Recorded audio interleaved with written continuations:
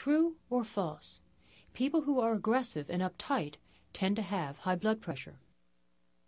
False. Many people who are aggressive have perfectly normal blood pressures. Others have high blood pressure. The relationship between the aggressive or type A personality type and blood pressure has not been well established. True or false? I probably won't get high blood pressure because nobody in my family has it. False, because you don't necessarily know everybody in your family. If people who have small families, people who are adopted, don't know all of their blood relatives. People whose families have migrated or immigrated or moved frequently don't know all their relatives. In general, about 50% of the tendency toward hypertension is inherited, and about 50% is related to the environment. Again, diet, alcohol, overweight, diabetes, and so on.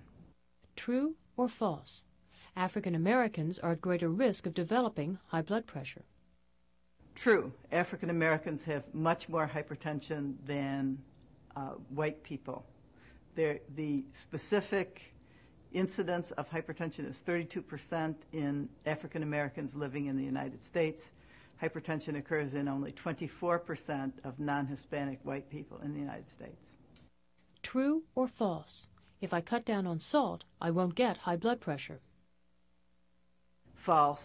There's not a good correlation between salt intake and the prevalence of hypertension in the general population. True or false? I should get my blood pressure checked every 6 months. False. Unless you think you have hypertension or you have had hypertension before, it's fine to have your blood pressure checked only once a year. True or false?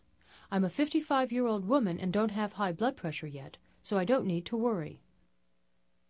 False. The time of onset of hypertension is usually between age 30 and 50, but there are some people who get hypertension later in life, particularly since as you get older, your blood vessels become stiff, so the high number of your blood pressure, the systolic blood pressure, tends to go up high. And this is particularly a problem among women.